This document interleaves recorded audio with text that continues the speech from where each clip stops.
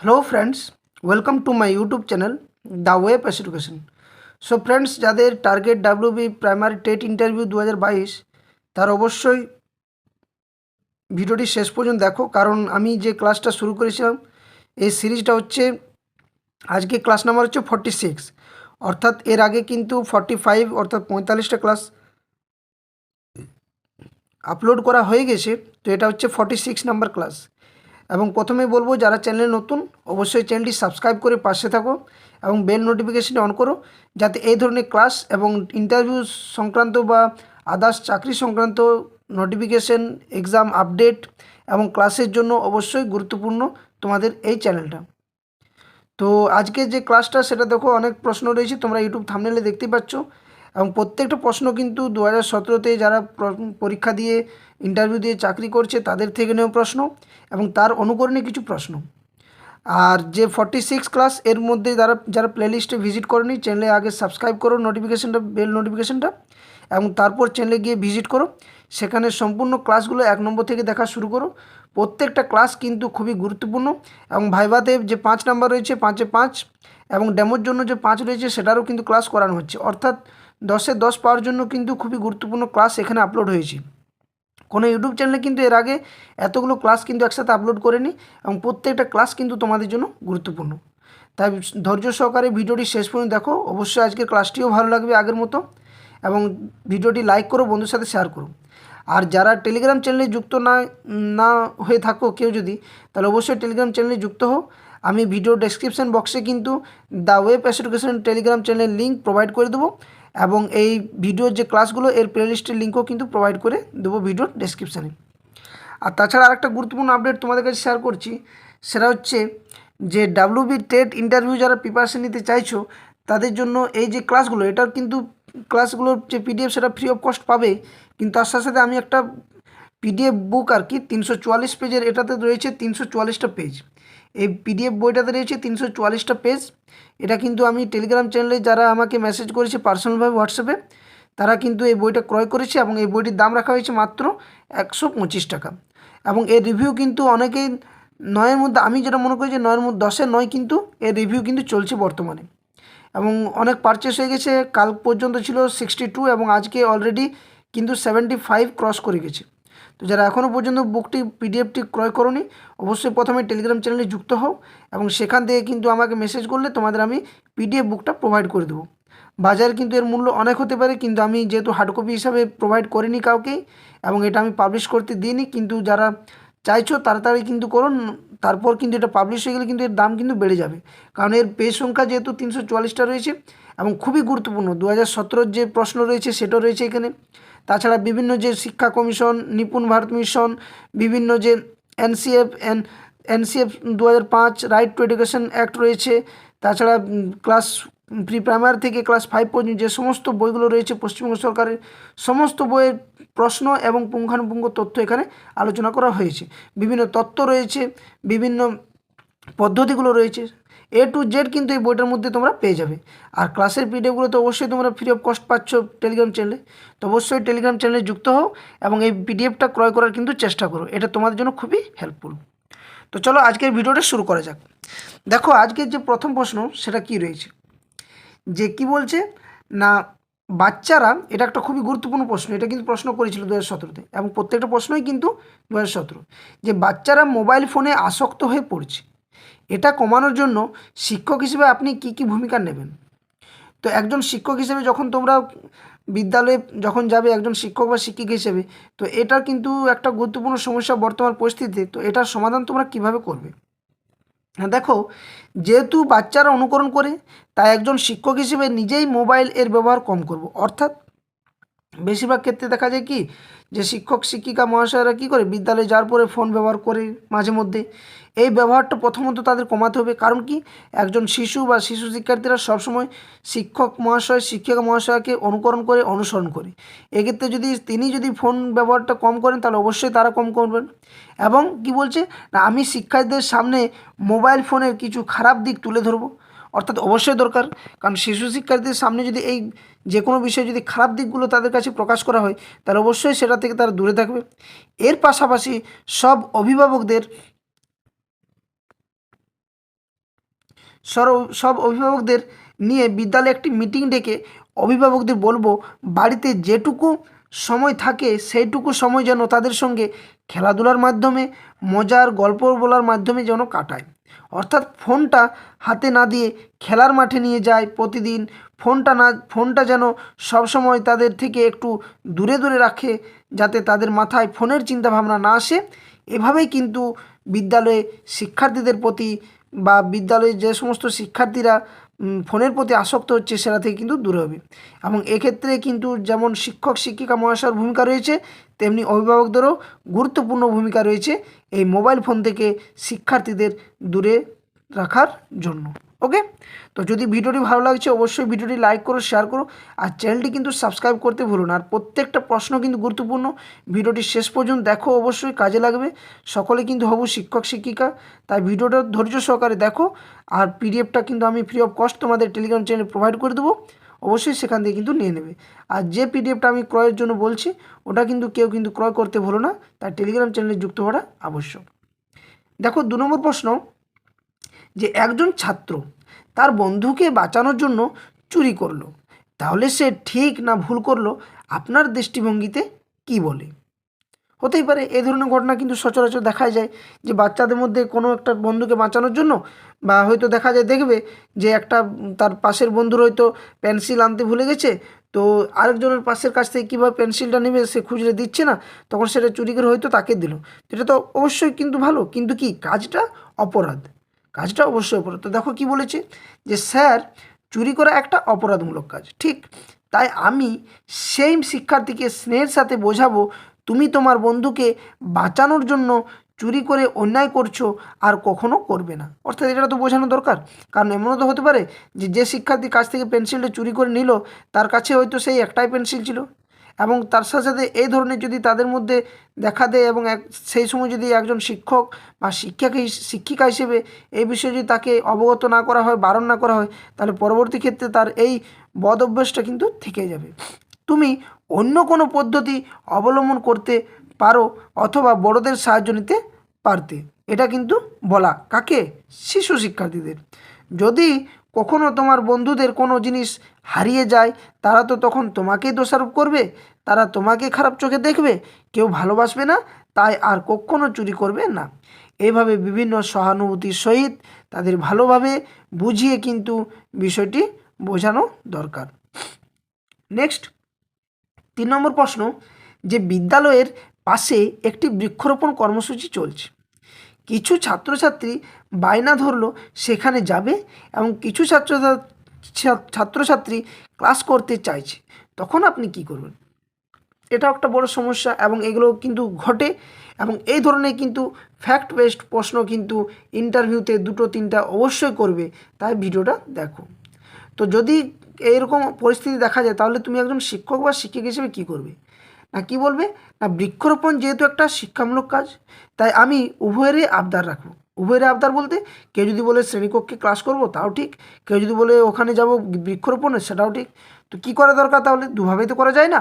যেহেতু শিশুদের মন চঞ্চল, তাই তাদেরকে প্রথমে সেই বৃক্ষরোপণ কর্মসূচিতে নিয়ে যাব এবং সেখানকার কাজকর্ম তাদের পর্যবেক্ষণ করাবো এবং নিজেও কিন্তু সেই বিষয়টা দেখব বা পর্যবেক্ষণ করব।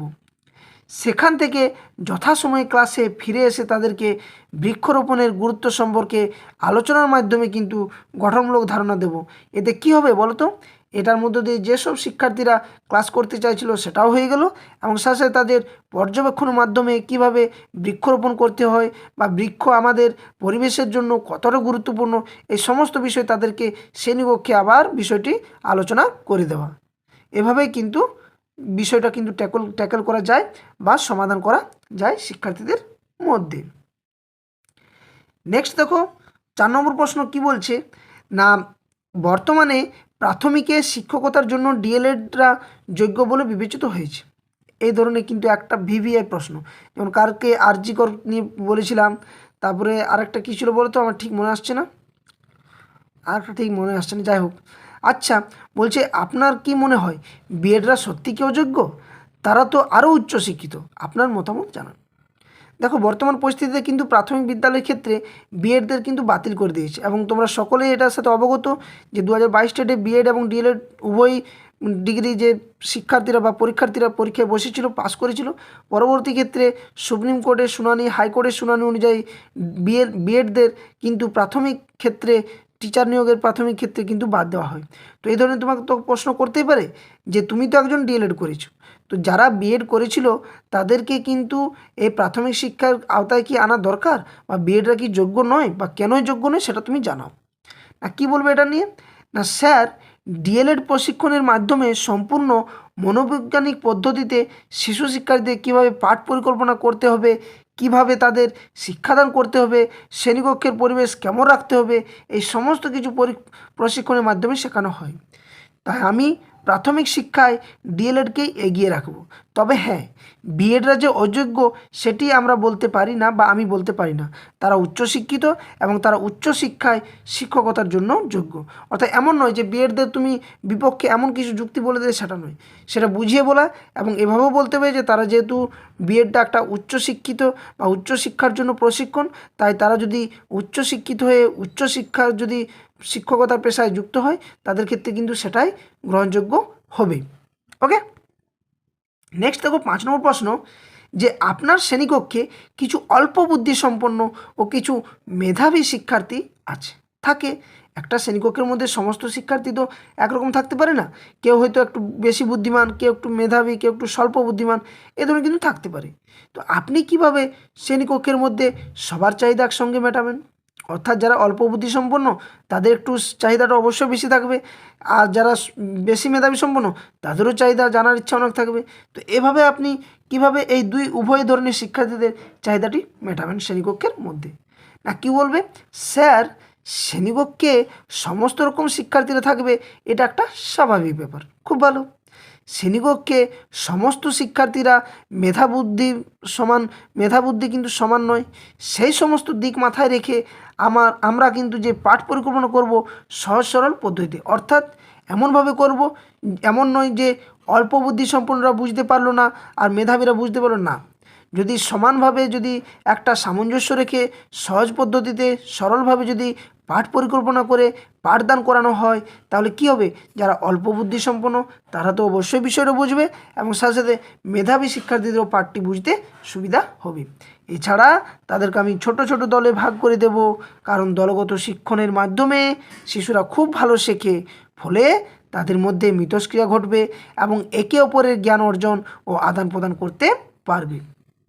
তো এইভাবে যদি তোমরা প্রশ্নের উত্তর দাও, নম্বর কিন্তু 5-এর মধ্যে যে 5 রয়েছে ভাইভাতে কেউ কিন্তু আটকাতে পারবে না, এবং তার জন্য এই প্রশ্নগুলো গুরুত্বপূর্ণ।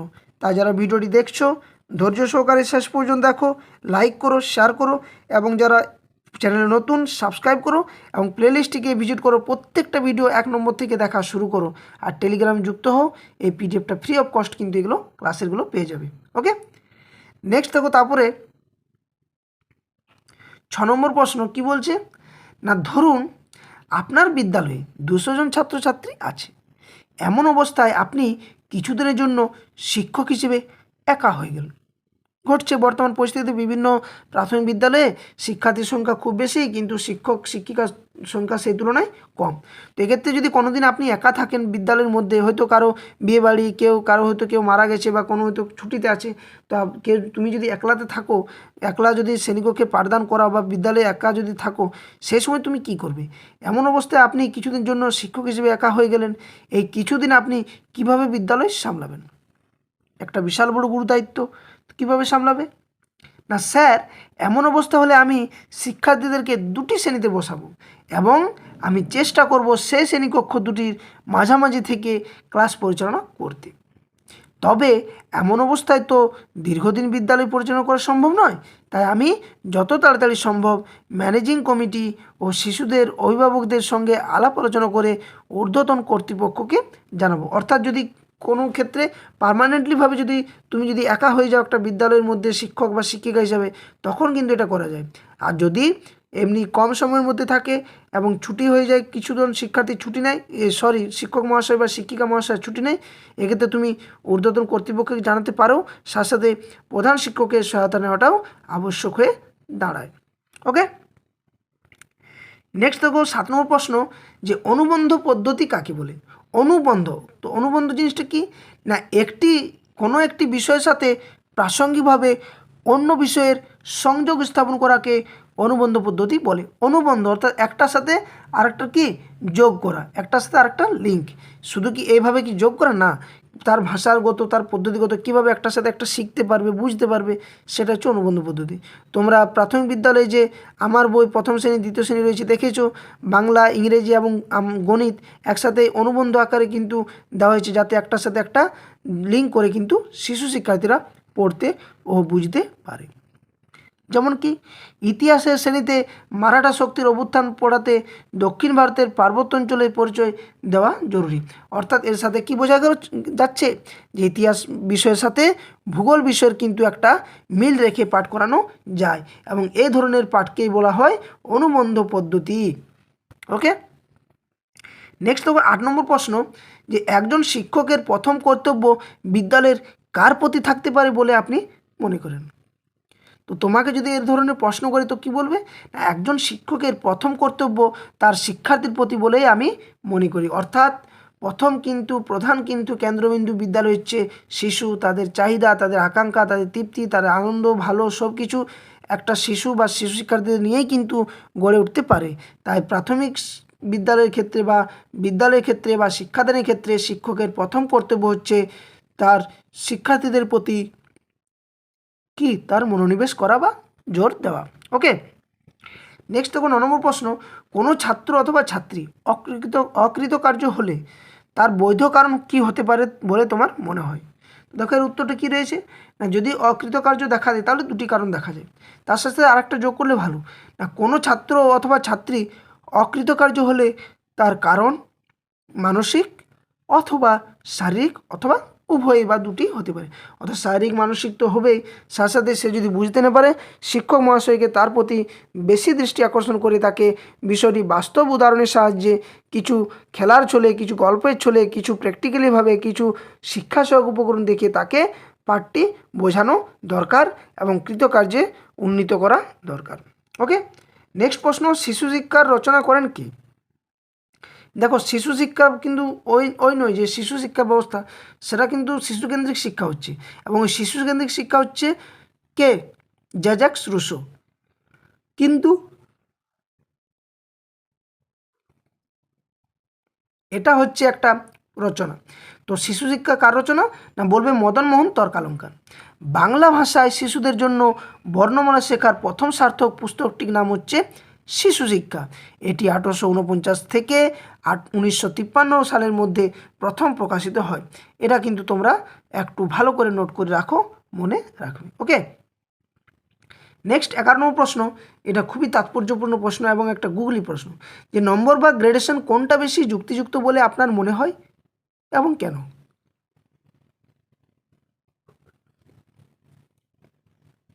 দেখো এটার উত্তর কী হবে না, আমার ব্যক্তিগতভাবে মনে হয় নাম্বারের থেকে গ্রেডেশন বেশি যুক্তিযুক্ত। কারণটা কি, তোমাকে তো কারণটা তো বলতে হবে না। কারণ হিসেবে বলা যায় যে 2-4 নম্বরের পার্থক্য শিক্ষার্থীর মধ্যে পার্থক্য তৈরি করা ঠিক না। অর্থাৎ কেউ যদি 97 পেলো আর কেউ যদি 99 পেলো 100-র মধ্যে, তাহলে দেখো এখানে যদি নম্বর হিসাবে দেওয়া হয় তাহলে কি কেউ 2 বেশি পেয়েছে, কেউ 2 কম পেয়েছে, ফলে এক্ষেত্রে কী দেখা দেবে না, এক্ষেত্রে কিন্তু তাদের মধ্যে একটা বৈষম্যগত আচরণ দেখা দেবে।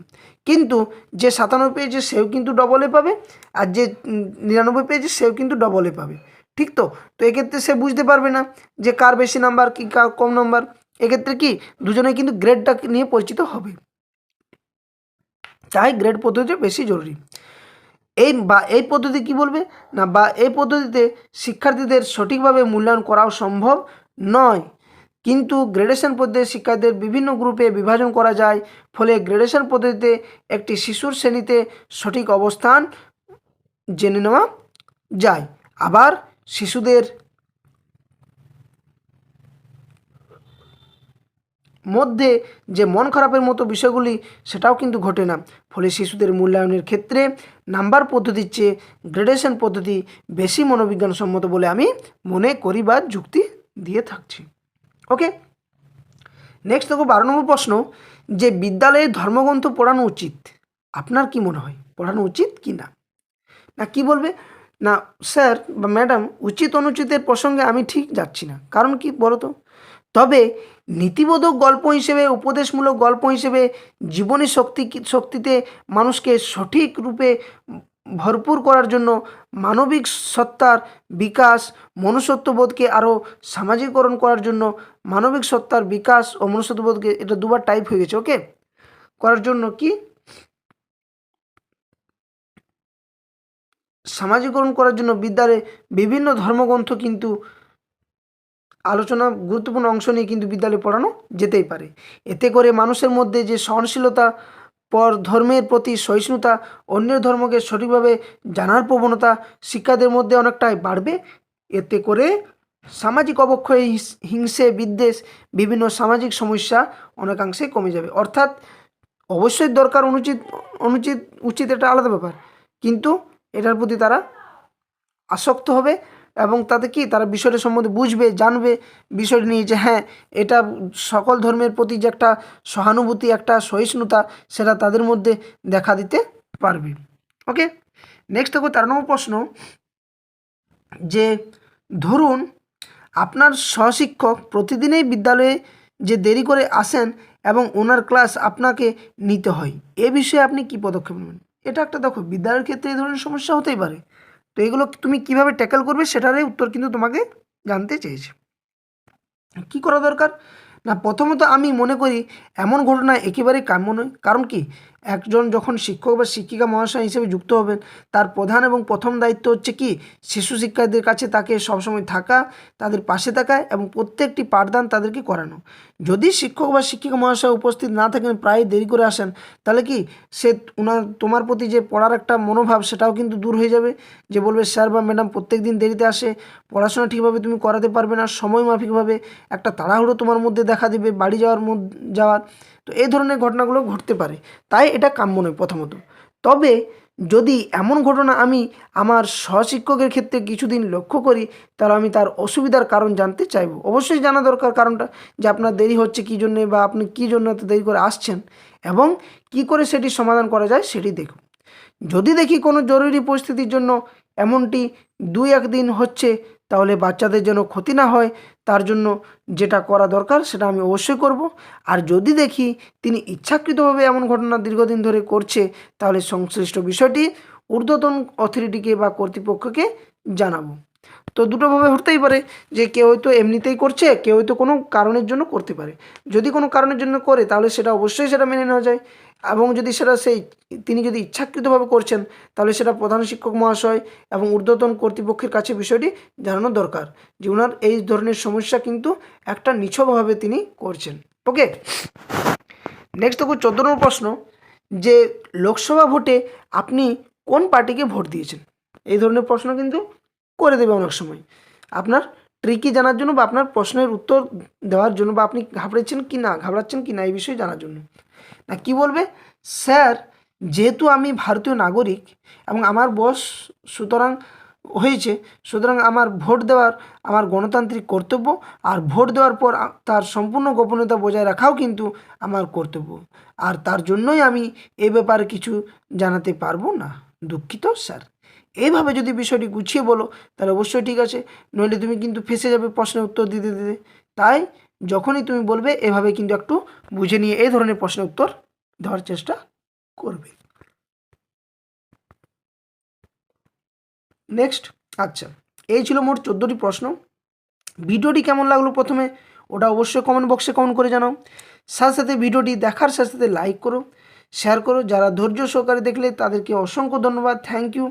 এবং চ্যানেলটি সাবস্ক্রাইব করে বেল নোটিফিকেশনটি অন করতে ভুলো না, কারণ প্রত্যেকটা ক্লাস তোমাদের জন্য আমি অনেক ডেডিকেশনভাবে কিন্তু পিডিএফ বানিয়ে, পিপিটি বানিয়ে তোমাদের প্রোভাইড করছি ফ্রি অফ কস্ট টেলিগ্রামে, এবং ক্লাসগুলোও অনেক কষ্ট করে করাচ্ছি।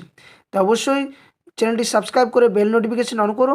যারা টেলিগ্রাম চ্যানেলে এখনও পর্যন্ত যুক্ত হওনি, তারা অবশ্যই টেলিগ্রাম চ্যানেলে যুক্ত হয়ে যাও, কারণ ওখানে কিন্তু সম্পূর্ণ ক্লাসগুলোর যে পিডিএফ তোমরা ফ্রি অফ কস্ট পেয়ে যাবে, ক্লাস রুটিন তোমরা পেয়ে যাবে, কখন কি ক্লাস হচ্ছে আপলোড, আর বিভিন্ন নিউজ পেয়ে যাবে সেখানে টেলিগ্রামে। আর সাথে সাথে বলবো যারা এই বুকটি এখনও পর্যন্ত পিডিএফ ফাইলটি ক্রয় করোনি অবশ্যই কিন্তু এটা ক্রয় করো। এটা target WB primary TET 2022 interview একটা সম্পূর্ণ গাইড বুক, যেখানে সমস্ত বিষয়ে আলোচনা করা হয়েছে, যার পেজ সংখ্যা রয়েছে 344টি এবং এর মূল্য রয়েছে মাত্র 125 টাকা। কমনের দিক থেকে সেরা বই হতে পারে, কারণ রিভিউ হিসাবে যে পাওয়া যাচ্ছে, এবং আমি কোনোটাতে কিন্তু খামতি ছাড়িনি এই বইটার মধ্যে। এবং প্রত্যেকটা প্রশ্ন 2017 তার অনুকরণীয় প্রশ্ন বিভিন্ন টপিক ওয়াইজ কিন্তু কভার করা হয়েছে। তাই টেলিগ্রাম চ্যানেলে কেউ কিন্তু যুক্ত হতে ভুলো না। অবশ্যই ভিডিওটি লাইক করো, শেয়ার করো, চ্যানেলটি সাবস্ক্রাইব করো এবং কমেন্ট বক্সে কমেন্ট জানাও যে কী ধরনের তোমরা ভিডিও চাইছো। ওকে, ধন্যবাদ, থ্যাংক ইউ, জয় হিন্দ।